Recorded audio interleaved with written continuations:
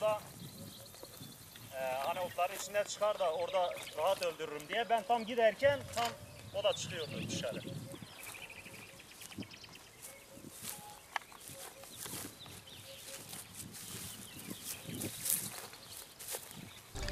Ben şurada tam ot biçiyordum.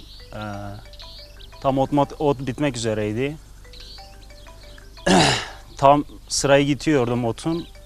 Bir baktım tırpanın üstünden geçti. Tırpanın üstünden geçerken arka tarafı herhalde yaralandı. O yüzden ben de korktum hani yaraladım diye bizi bulur falan. Yaralıdır diye hınçlı olur. O yüzden döndüm öldürmeye çalıştım. Yani öldürmeseydim herhalde bizi bir yerde falan yakalardı. O yüzden o tam bitiyordu. Yolun üstüne gittim, şu yolun üstüne. Dedim hani ot bitmiş diye o da korkar çıkar. Ben tam yolun üstüne çıktım. O da tam yola doğru gidiyordu hani kaçmak için.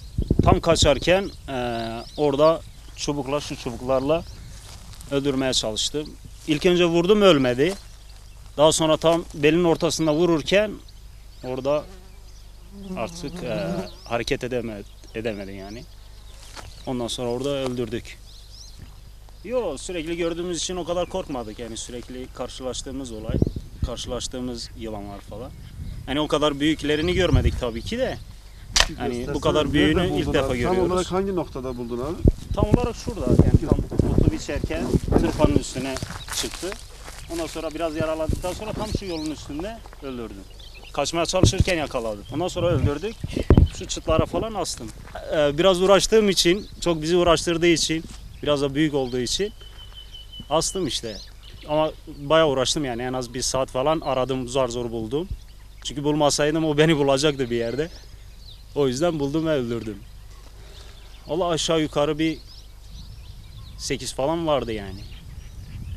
Yani tahminen diyorum tabii ki. 8 dedin zaten.